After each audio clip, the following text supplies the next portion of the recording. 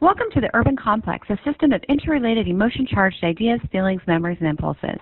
This name takes us and lays out what a listener should expect, a podcast where ideas, feelings, and memories collide, leading towards meaningful change. All opinions by Chris Richardson, Dominic Papa, and podcast guests are solely their own opinions and do not reflect the opinions of Arizona State University or the Arizona Commerce Authority. This podcast is for informational purposes only and should not be relied upon for decisions. Any endorsement or messages from sponsors are solely supporting the production of this podcast. There are no relationships further than the podcast purposes with any sponsor unless separately created with another entity. Enjoy the Urban Complex. Smarter cities for a stronger tomorrow. Wow, Dom, here we are, numero uno, first episode, podcast of the Urban Complex. What do you think? Here we go. I'm ready. I'm excited. Hey, what's up? You're wearing a Brophy hat to our podcast. What's going on? Tell our listeners what are you doing for Brophy? Yeah, I forgot that I even had it on. Actually, one of my friends is the head coach, soccer coach there. So now that I'm done with law school, he finally convinced me to come out and help him coach this year. So first year. Oh, that's right. In our intro, you said you were a professional soccer player. So I guess you know a thing or two about soccer. Hey, Brophy has a little streak going on. What's going on there with the soccer team? Yeah, they've won it for the last 2 years, maybe 3 years. 3 years of reigning champions. It's pretty impressive. Oh, wow, interesting. So that reminds me of a little story about myself and my employer. For those who don't remember, I work for Arizona State University. For those who don't know, U.S. News World Report has rated ASU number one in innovation now 6 years in a row. Wow. And I remember when I joined ASU, they didn't have that ranking. And I just joined, I think it was 2 months in. I'm at my first town hall. I'm introducing kind of what I think about IT and where we're going to position ourselves. And I was talking about how we need to be customer centric and student centric and make those decisions at the front of the things we do for ASU, and that we need to modernize our tech stack and really be interoperable. And I also mentioned this that process is really key. We have to get great processes. And I remember this guy standing in the back. He said, "Hey, Chris, I love what you're saying, but you mentioned process." And to me, and this guy is like our number one engineer. He's like our best architect. He goes, "To me, process stifles innovation." And you do know we just got ranked number one in innovation. And so next year, when we get that ranking and we're not number one anymore, will you feel comfortable that process has eliminated our ability to be number one? I said, "Whoa." No pressure, right? I said, "No pressure." So I just ask, now that you're going on your third year, I don't want the podcast to be held liable if Brophy doesn't win number one in state, and I don't want any of your boosters coming after the podcast. That's true. I didn't even think about that. Maybe. No pressure. No pressure. Now I'm feeling a little bit of the pressure. Now I might not want to rep this hat anymore. I don't know. But yeah, let's throw it off so we can introduce our guest. Yeah, exactly. Our guest today is former mayor of the town of Gilbert, Jenn Daniels. Comes without a needing for introductions. She's amazing. I remember when I first met her, I met some of her team, and she's got these people coming from all industries, not typical city or town leaders. No offense there, and I was just stunned. I finally got to meet her. I think it was at a meeting of the mind session, and I just got done hearing her. And we're talking about this initiative. I just was at their innovation day. I don't know. So I'm just excited to hear what she has to say. Anything, Dom, that you know about Mayor Daniels? No, I've been working in the smart city space for the last 6-7 years here in Greater Phoenix, and you're just naturally drawn towards charismatic leaders and leaders that understand how to get things done. And even with my time at the city of Phoenix, we would turn and look at Gilbert and what Gilbert was doing, because they were leading with such a strong example of what smart communities can be. And so I'm extremely excited to kind of hear her story with a specific smart city twist to it, because I don't think many people out there have heard the real smart city, smart town story from the former mayor. So I think there couldn't be a more perfect first guest for our podcast than former Mayor Jenn Daniels from the town of Gilbert. So excited. Couldn't agree more. Get it going. Couldn't agree more. Let's get her on the Urban Complex. Thanks. Yep. All right, Jenn Daniels, please let Dominic and I give you a warm welcome to our podcast, Urban Complex. Welcome, Mayor.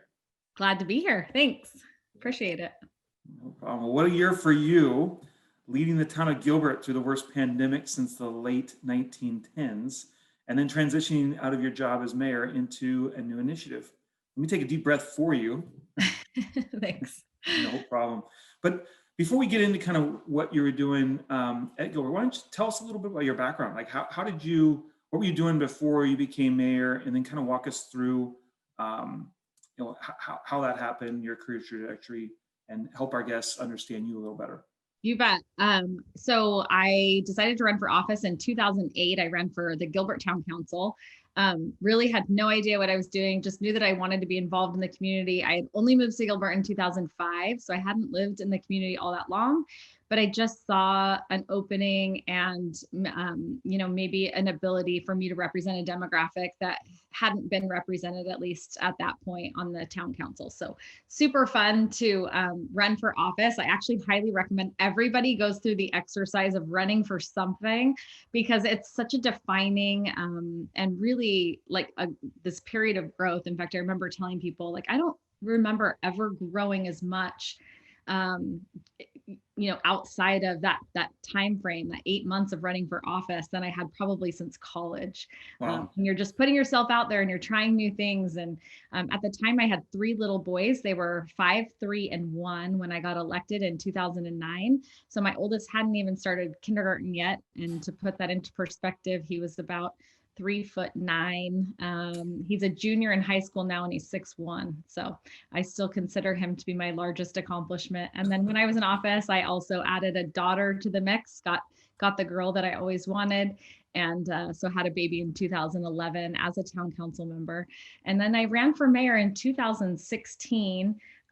Again, this was never part of like a long-term career plan or goal. I was a humanities major in college. I really loved people.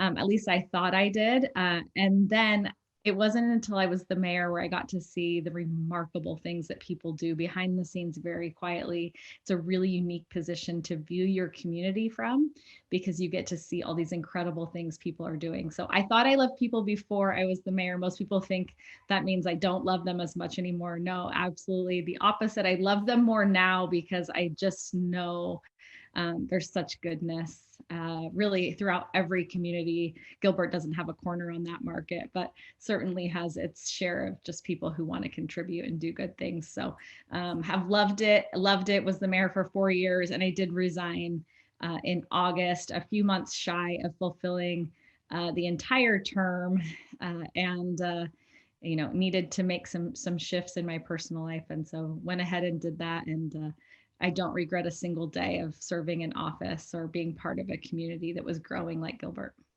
So no experience as a council, no real ties to the community, 3 years in. What do you think made it resonate? I mean, you said you kind of served the demographic, maybe not served, so having a female there, but like, what was it about you that kind of differentiated in that election process? You sound like you were running for a position, was an experience. Like, tell us a little bit about that. And why do you think you stood out in that process? Honestly, I don't think it was something about me. I actually think that people saw me as, just an average community member, and they saw themselves in me. And so there was an authenticity there where they felt like there was a connection.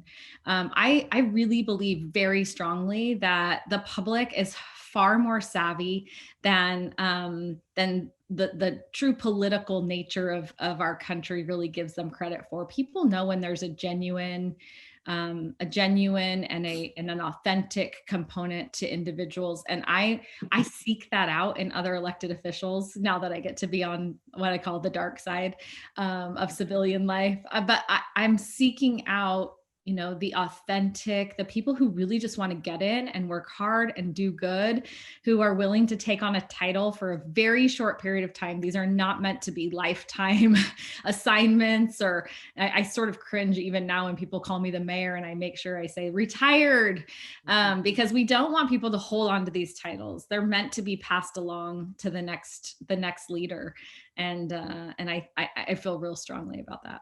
Well, that's amazing. So, you say that they saw themselves in you, but you've done some amazing things. So like when you took on your mayorship, like what were you hoping to accomplish? Tell our guests a little bit about what you were excited to do kind of what went well, and maybe even some of the things that didn't go so well. And there's just some amazing stories that happened while you're in office. Love to hear a few of your highlights. Yeah, no, somebody just asked me, does it seem like forever ago? It's only been, 5 months since I was the mayor. Somebody said, does it feel like it's been forever? And my response was, I actually feel like I was maybe an observer of someone as the mayor, that I didn't actually live it myself. I was just observing somebody else. At least that's what it feels like probably today. Maybe I'll look back differently later, but I had such great respect for our previous mayor, John Lewis, just loved him. He was a great mentor and friend to me. We both got elected at the same time in 2009. So he was elected to be mayor and I was elected to be a council member. And it was probably the kindest honor of my life for him to say, do you think you might consider running? Because it was one of those like, well, what gives me the right? I've had that thought. Were you even considering before you said that? No, absolutely Wow. not. No, never really. I mean, at the time I had 4 kids and the oldest was 9. Like I was not planning on running for office. I look back and I just think, all of the things that go through, I think our minds when we're faced with an opportunity and we're just not sure if we're the right ones or we're capable of it. And so the normal, natural questions that we ask ourselves, A, do I really have the skill set necessary to fulfill this role? B, do I have the time? Do I have the energy? Do I have the fortitude, to work through some of the challenges that are going to come? And inevitably, they will come. Am I okay with not pleasing every person? That's a really hard one for me. I want to make people happy. I want them to feel heard, seen, and valued. That was what I always went back to. And I think from the time that I started as the mayor, I really focused on people. We put people first. We build relationships. We are not transactional as a community. I don't know that we ever have been, to be honest, but it was just so obvious to me that relationships meant everything. And if you fast forward to the pandemic and what we needed to do and the things we needed to shift quickly and the people we needed to communicate with on a regular basis, it was because we had built those relationships over so many years. Obviously, John Lewis did a great job. And then I got to, step up and sort of do it my way.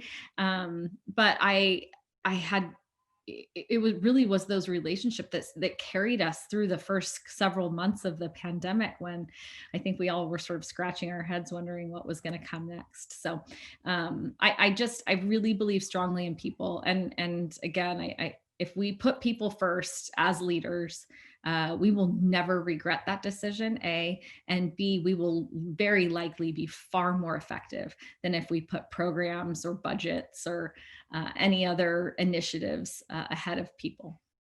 Yeah, that's terrific. And I don't think we could agree with you more on that point. There's so much I love about that story. And one, congratulations on all that success. It's been tremendous to kind of watch from the outside. But one thing in particular that I thought really resonated with me, as this, podcast is about smart cities, is, you running for office and you didn't even know that you wanted to run for office. And that's kind of how the smart cities space is, right? It's the running joke that no one knows what smart cities means or what is it supposed to do. And so, I think we'd be remiss if we didn't put you on the spot and kind of ask you, what does smart city, smart town mean to you? What did it mean to you as a mayor? Because to us, there is no right answer, but obviously you were doing something right, because we saw the kind of digital transformation of the town of Gilbert in your time in office. So you obviously had some great concept of it because you did amazing work. And so would love to have you tell the audience, what is your concept of smart cities, smart towns, and kind of how did your time in office lead you down that path? Well, the best news of all of that is that I was never the smartest person in the room. Like I really did look to people on my team, other experts, you guys working in this field. I mean, we were constantly seeking out the best of the best in order to help us know what the next right thing to do was. But ultimately, smart cities is all about making our citizens' lives better, more efficient, that they have more tools and more resources at their disposal. And one of the things that we in the town really focused on, thanks to Dana Birchman, our chief digital officer, and all of the work that she did, but we were all about the citizen engagement piece. The people will tell you what they need. but you have to ask them. We can't just expect in government that someone's going to knock down our door and have, all of the questions that we need to be answering for them. I think a lot of times it's a lesson in creativity, but I think if we put some ideas in front of our residents and say, build on this, what's your life experience? What would make your life better? How do you want us to engage? It has to be, a two-way conversation, and you never ever stop listening. You just never stop listening. That's terrific. Is that something that you had to help build, that citizen engagement first aspect? Because, working with a lot of other cities, that's kind of sometimes left on the back burner, right? We have to do citizen engagement. Oh, okay. No, we do that in a town hall. Yeah, right? Exactly. They'll come to meetings. Yeah. So is that something you had to teach, coach, or was that already built in to kind of the staff at the town of Gilbert? No, it absolutely was stuff that they brought to the table, whether it came from our town manager's office, Patrick Banger, who did create the Office of Digital Government, which was only the second of its kind in the country and patterned after Bloomberg's administration in New York City. And so bringing in, really smart people, creating new positions in the town, which we called them digital journalists. They did everything from video content to online engagement. And that team did grow over time because what we saw was the value that they were bringing to the table. If you're still sending out postcards in your community, you're doing it wrong. And it's not to say that the postcard isn't reaching some people, it is, but it also means that you're leaving out an entire segment of your population that frankly doesn't even go to the mailbox. So I mean, they go through, the email that the USPS gives them to tell them what mail is in the box, and that determines whether they're ever going to show up to pick something up or not. And so I just think we have to remember that as our residents change and as their needs change, government has to adapt. And it would be really great if every once in a while government could go first, instead of waiting and being so reactive. And I think that was the other thing that we focused on quite a bit is, we wanted to use all of our resources, all of our taxpayer dollars really judiciously and really wisely, because that's a trust factor, and trust is absolutely hands down one of the most important things that we do as elected officials is to build trust with our residents. So we wanted to maintain that and needed to maintain that in order to have the autonomy to try new things. Yeah. It does not mean we got it right every time, but if we could tell them what we were doing, why we were doing it, and what we hoped to accomplish through whatever effort we were making, new or, maybe something tried and true, they were willing to work with us and they were willing to try and, make the effort alongside us. Yeah, that's great. And maybe let's kind of double click on that a little bit. You've talked a lot about creativity, trust. I really want to double click on culture for a second because, looking from the outside and working with the town of Gilbert from the outside in, I mean, the culture of innovation is just, it flourishes everywhere. You mentioned Patrick, you mentioned Dana, but Sasan, Eugene, I mean, I could list off, an entire roll of people at the town of Gilbert. Innovation just bleeds through anytime you interact with anyone that works from the town of Gilbert. How important is it as a mayor, kind of, the figurehead, the leader of the town, to really, I guess, speak about that innovation, be out there in front of the people at conferences, at events, talking about innovation, talking about smart cities efforts, smart town efforts. How much does that really resonate with your staff, right? If we have mayors listening that are coming, maybe coming into office and they're trying to change the culture in their own city or town, how important is it as a mayor to kind of really set that tone and be kind of, showcase by example of that kind of innovation? Well, I guess the time was right because our family has a motto and it's fail, fail again, fail better. And so I think you have to give and empower people with the permission to fail. And I actually did these little cards. I gave them to all of the team, I don't know, a couple of years ago for Christmas. Everybody got like a big stack of them. And they basically were the get out of jail free card for our staff. And really what it said was, hey, if we're going to be the city of the future, it means we're going to have to innovate and we're going to take risk. We have to be really transparent about that. We have to be really open about that. We have to be calculated. We have to get as much data as we can. We have to tell the story that we need to be telling throughout that process. But we're going to get it wrong sometimes, and that's okay. Let's figure out how to fail faster, fail better, lean into that, and really take that information and knowledge to the next level. As entrepreneurs, both of you in your own right, I mean, 1 out of every 4 ideas doesn't work. Like, and we try hard, and it's not because the people are incompetent or inept. It's because, look, we needed to tweak 3 or 4 things, and we never would have learned that had we not failed on some level. Sometimes it's also not the right time. Sometimes you need to have done it and people see it and then they resurface it later. That's a great point. Yeah, I mean, I think that's just terrific because, working with a lot of cities, you see that is kind of the first failure in smart cities is they're too afraid to even bring council an idea because they don't want to get yelled at or, pushed back on. You have to breed that kind of sense of, okay, let's go try something. If we fail, Mayor Daniels is not going to sit there and scold me for an hour at town council meeting. We understand the kind of the risk reward of doing some of these efforts. Yes. Yeah. And, the whole scenario, a lot of cities face this when bird scooters first kind of dropped into everybody's communities, right? And every city's initial reaction is send a cease and desist. They have no right to be operating within our community. And I think that was even my initial reaction because I was getting citizen letters and emails and, things like that, where they were telling us like, who's cluttering up or littering up our sidewalks?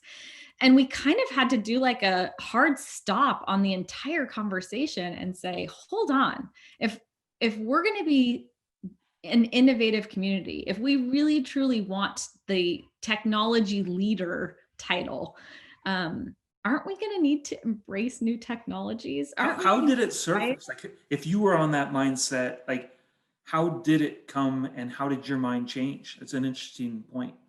So when you are an elected official, 9 times out of 10, you only hear from people when they're really angry. You're not hearing from the average citizen. So again, circling back to what is the average citizen of Gilbert, the one who's just day in, day out going to work, probably raising kids, they're eating out, they're, enjoying a certain quality of life. What do they really think? Not just the people who regularly reach out to us. And every city, who those people are. If you're an elected official, the top 10 people you get emails from, like, you just know. And so really we needed to, again, engage with the residents. We ended up doing a survey. I think we ended up surveying 4,000 residents. We did an online survey. It cost us little to nothing. We assembled the data. And basically what we learned was that actually most people really don't mind these scooters, but there does need to be some parameters around it to keep people safe. And also to ensure that, our public safety teams aren't having to police, another mode of transportation on our streets. And so really what we came up with was a better plan. And I think we might've been one of the first communities that went to Bird and was like, hey, we're actually okay with you guys being here, but can we talk about where the boundaries should be? And they were so open to the conversation, and so ready to have it after having really been poorly received in most communities that they went to. Wow, that's a great story. So maybe along those lines, are there any other initiatives from your time as mayor that you're very proud of or would like to highlight here? I mean, Gilbert has won so many awards recently. Best digital town in the country. We'd love to hear some of the stories that you like. I just can't speak highly enough about the team that Patrick has assembled at the town, and he and I had such a good working relationship. I don't, we have a council manager form of government, so I'm not hiring and firing staff members. That's not my job. My job is to set vision for the community. And throughout really some initial conversations that I had with Patrick as I was first transitioning into the role of mayor, he goes, congratulations. He tells the story probably better than I do, but he's like, hey, congratulations, and I was like, for what? We've been like at the top of our game in Gilbert. Like, we just won safest community in the country. And we've again, won all those awards. And I'm like, there's not that many stairs left to climb for the town. So how am I going to even, move the needle as the vision maker for the community? Or worse, the pressure that if you take a step back. Oh yeah. Oh, it was not lost on me at all. In fact, you never turn it off. It was one of the things that I right after I got elected to be mayor, and here I'd been a council member for 8 years prior to, but I heard sirens for the first time as the mayor, and immediately I had an emotional response. It was like tangible for me, where I was like, those are my people that are being responded to, and those are my people responding. Like, not that I should jump in a car and go help. That's not my skill set. But absolutely, like, that thought process. But I think City of the Future initiative is probably the initiative that I'm really proud of, because there were so many citizens that engaged in that process. And it is so fun to think about what could be. What could be in our community, what could lead us to paths of prosperity for our citizens. Just that whole mental exercise of what are the possibilities, that was not just fun, but really gave us a whole slew of data and information, and really places to aim. And I think we set the bar real high with that one, and rightfully so. This is not an overnight process. It needed to be something that transcended one mayor's term or one council's, a strategic planning session. It needs to be something that as a community we are constantly focused on, and that the target might shift because we have new technologies, and because the world is shifting so quickly. But where do we want to be? Who do we want to be? And how can we get there? And again, that's a community-wide effort, and there's a lot of people that will have a hand in that. Yeah, that was terrific. And by the way, that has to be one of my favorites. And I'm lucky enough that I get to travel around the country and talk to other city leaders. It made news in other cities around the country. They were asking, what is the town of Gilbert doing? We're loving everything that's coming out of there, especially that town of the future. I think it was incredible. Congratulations on that. It was terrific to see you announce that. And we'll have to tell our viewers about the really cool video you made as well. Yeah. Team-wide effort. I was just one small part of it, but really proud of the work that our team did to develop that. And then again, the citizen contribution. Exactly. Assuming when we launch this, you don't mind if we include that with it. So. Yeah, link to it. That'd be great. Yeah. And I hope they see their own cities in those thoughts. And she got to ride in the DeLorean too. I did get to go back to the future, and then some of our viewers, Dom and I, we both work in the Phoenix Valley, but we have a much broader audience. People might not know much about the town of Gilbert. I mean, you look at your accomplishments page on the town of Gilbert, and it reads like some tenured professor's CV. I mean, it's long and deep and super successful. Like, you've got #1 most prosperous large city, #1 city where millennials are buying homes, #1 safest city in Arizona, #5 best place for city women entrepreneurs. I mean, like, it just goes on. Like you said, that would have been lofty shoes. Like, what are you most proud of that's in that? I know there's lots of them, but is there anything you want our listeners to know about Gilbert that's uniquely Gilbert, and or that just you might not think they'd be aware that is going on here in the Phoenix Valley in Gilbert? So I think Gilbert is a place where anyone can come and find their home. And I don't mean a physical place. I mean, that feeling of, okay, I've finally come home. I didn't, like I said, I didn't move to Gilbert till 2005, and they let me be their mayor in 2016. I think about that, and I think about sort of the open arms that the community has, not just from a, what you might think is a, yeah, sure, come and buy a home here. It's come, and if you want to contribute, we'll find a place for you. There's a spot for you. There's a spot for you to bring your gifts, talents, skills, abilities, and experiences and make it better. It's one of the things that I sort of targeted on our youth. We have 80,000 school-aged children in Gilbert at last count. I'm going to have to keep up on that number. I'm not really sure exactly where we are. And so many of them are homeschooled right now or hybrid learning. But I often spoke to the youth in our community. And first of all, everybody needs to know that our community is going to be just fine as long as at least some of those kids come back and continue to contribute.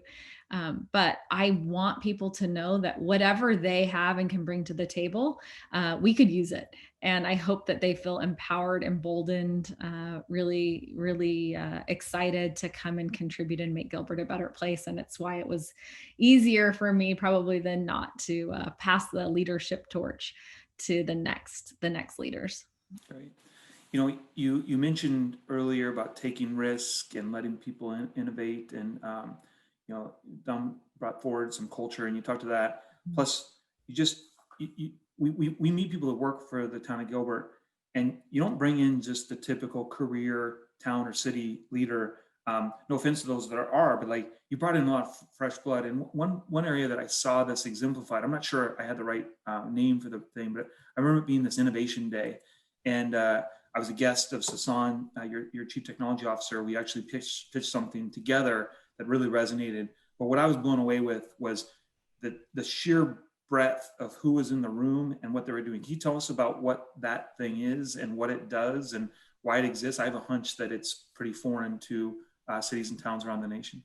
Yeah, it's really an innovation lab, and the goal is to bring people from various departments with various skill sets, various degrees, and have them tackle one problem together. And here's what we've learned about teams, and there's tons of research on this.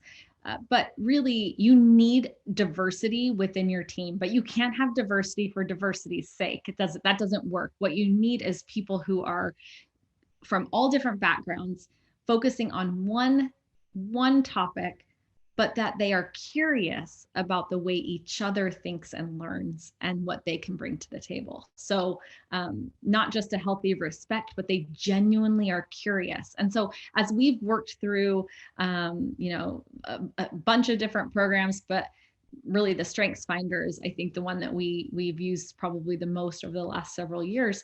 We can, because of the individual profiles of our employees, we can take people that are, you know, have a common theme of being future focused, or have a common theme of being, you know, disciplined. And we can, even though they're in all different departments, we can bring all those individuals together and basically create the ideal team based on their strengths.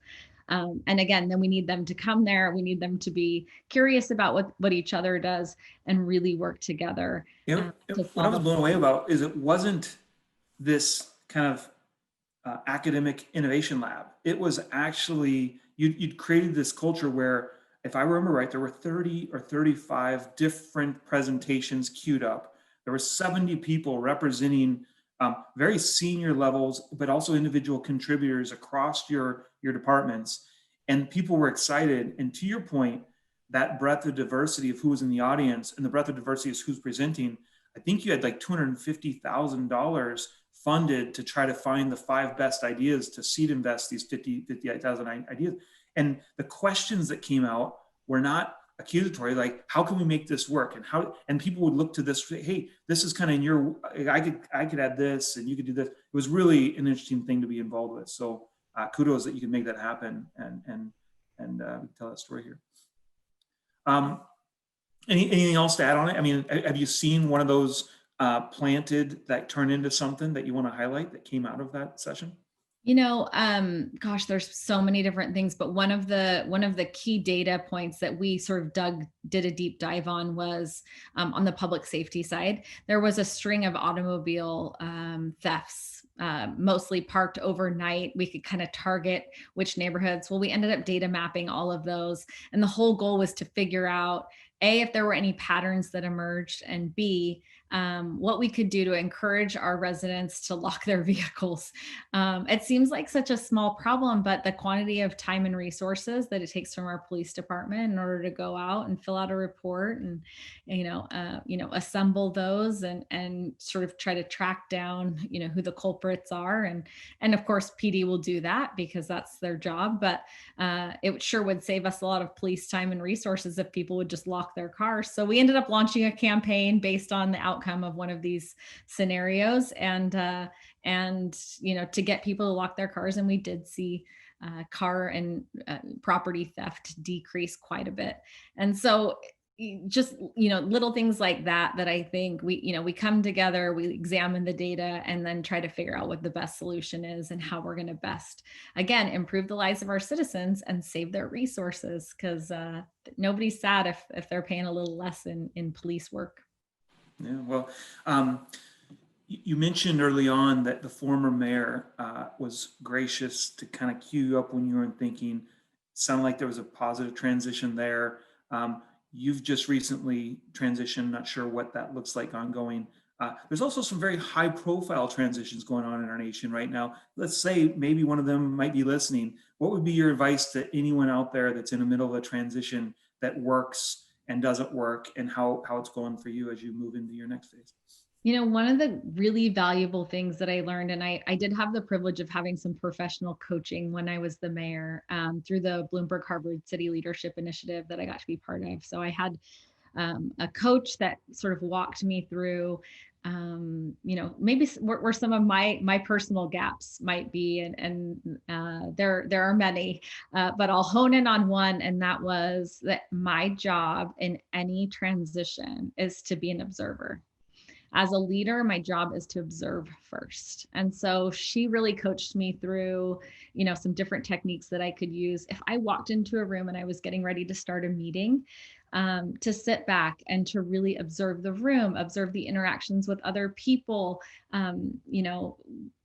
be intentional about how I'm starting that meeting, how I'm connecting with the people in the room. And it was just so helpful for me to see that it actually made a difference in the productivity of the meeting, and also I think in the spirit of cooperation, because we're tackling hard challenges. Our nation is facing some really tough things right now, and if we could all sort of sit back and observe, be really intentional about what we want the outcomes to be, I think we're going to be a lot more successful. So that would be my one piece of advice, and I hope they listen to your podcast. If they don't, they should, but maybe somebody close to them can pass it along. Feel free to tag them when it's live. We'll do. Get the clip. Would be great to get 250 million tweets behind us. No, that's amazing. That's what a gold nugget there. So there is life after being a mayor, right? Yeah, there is. So what is it that you're doing now? Tell us how is Jenn Daniels 2.0 or 3.0 for however you. I'm not even sure what version I'm on anymore, but I'm in my 40s, so somewhere up in the 4s, I think, is where I'm at. But I again had some incredible opportunities as a community leader and got to meet really amazing people and become connected with them. So thankfully I got to retain my seat on the state transportation board. I have a weird penchant and passion for transportation. I'm not really sure where it came from, but I could give you an entire dissertation on the life cycle of a street and why maintenance is so important and things like that. Probably not something that any of my friends that I like to go to lunch with will ever sit through. But I do have this passion for transportation. So sit on MAG's Transportation Policy Committee, as well as the Regional Council representing the Arizona Department of Transportation. And I see that as really the lifeblood of our state, and really the key component between economic development and prosperity for all of our communities, especially our rural communities. And so it's been fun to broaden my scope, let's call it. Instead of thinking mostly about 72 square miles, I'm now looking at a lot more miles of road and other things. But that's been a key component. And then transitioning to the private sector, where I get to still work with the mayors and other elected leaders, but also get to work with some of our business community. So it's just been awesome. And, life is ever changing and will continue to change. And I'm excited about 2021. Great. Well, good luck with those endeavors. We're honored to have you here. And, you found the right place to be a nerd about transportation and mobility. And we'll have to have you back. We know you don't have a ton of time. We're appreciative you're here. So we'll definitely have you back when we can talk more about some of those stories. We do have a couple questions we ask every guest. Just curious. I have a hunch because we've heard some interesting things referenced, but is there anyone you want to call out that we know these journeys don't happen on their own? Is there anyone in particular you'd like to call out as an appreciation that's really helped make you who you are on the journey you just shared with us? Yeah, I'd probably, can't limit it to one, but definitely John Lewis, former mayor of Gilbert, right before me. And just having him believe in me when I didn't believe in me was such a gift. And then Patrick Banger, who, such a great working relationship with him and just real respect for him and all the work that he's done for the community. Again, another transplant, someone who came from the outside that we embraced real quickly, but I got to be on the hiring team that hired him. And I really hope for Gilbert's sake that he sticks around as long as we can keep him working. I told him that I'd be okay if he, didn't make it out of his office one day and we just kept him. But I'm really grateful for people who are continually looking to grow individually. And that would probably extend to every single member of Town of Gilbert's team who are always looking for ways to contribute and to grow and to become better. And I think when we do that individually, collectively, we just are so much better off. Great. And as we wrap up, if you learned about the urban complex and you learned a little bit about us, is there anything that you think we should be thinking about as a future guest, knowing what we're trying to accomplish here and bring the best stories to life and make them relevant for the cities and towns around the world? Yeah, I explained to you my weird passion for transportation. I think that we're going to see massive revolution in transportation systems. And it's going to be tough. It's going to be brutal because we've invested billions, trillions of dollars in a transportation network that may not be best suited to deliver what we need in the future. And so we've really got to be thinking about what that transformation looks like and how we utilize current infrastructure and leverage that for future growth. So anybody creative on the transportation side, you've got the No Traffic team. I don't know if you guys have met them, but out of Israel, Tal and team, they're incredible. And some of the tools that they can bring to the table, I think will make a huge difference for us in the state of Arizona. So hopefully love the answer. We'd love an introduction. Yeah. Well, with that, it's been amazing. And the Urban Complex gives you a big note of thanks to today's guest, former Mayor Town of Gilbert, Jenn Daniels. Appreciate you having here, and now Director at Horizon Strategies AZ. Thanks for joining us. Thanks, Jenn. Thank you. All right. Wow. Well, that was former Mayor Jenn Daniels. Chris, give me your thoughts. What do you think? We knew it would be good, but she's just great. I think it's going to hit the home for our audience, whether mayor, CTO, CIO, city manager, council, citizen, someone serving this industry. Like, anyone can take something away of what's going to be a recipe for success. So, specifically, in our personal discussions, you've heard me say that these cities are set up to serve, but not in a contemporary service way. They're set up to serve as transaction bases. And you heard it right there. We are not transactional as a community. We are putting relationships ahead of everything. We put our own people first as leaders, our citizens as leaders. We listen to them and not putting the programs or budgets first. To me, that's what stood out. And I have a funny feeling a lot of that's what holds cities back, is they're focused on the transactions that bring the program or budget to life. And then they're focused on changing those things. Yep. And it's hard to relate to a citizen when that's where you're focused. I don't what jumped out to you? No, I think you hit the nail on the head.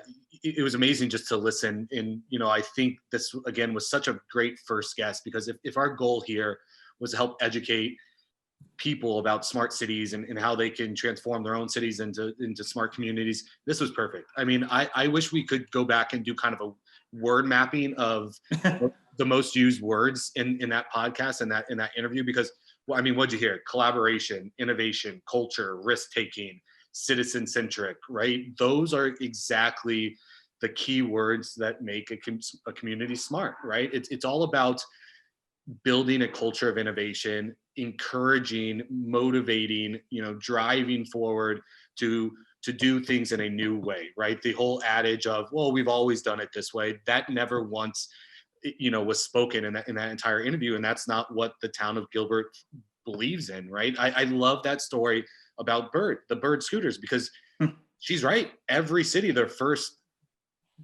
thing to do was send a cease and desist letter. And it really took them a second to step back and say, wait, if we want to be a city of the future, don't we need to embrace emerging technologies like this? Maybe we should kind of dig a little deeper before we just shut it down and see how we might be able to incorporate these, emerging technologies into our community to help provide a valuable service. Because as she mentioned, yeah, there were, those people that were against it, but then there were a whole host of people that were for it, right? And people that found value in that technology.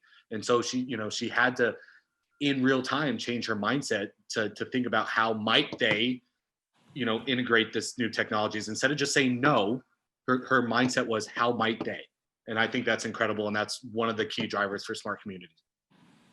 Yeah. And she also called out kind of her approach a few times, and it stayed consistent through. So, it's not lip service, meaning their goal is to make the citizens' life better. Their goal is to build trust in that. You need a culture that's consistent. You bring people that want to serve, that are going to put the citizen at the center, that use their funds wisely, that don't erode the trust, and more importantly, take it to the next level.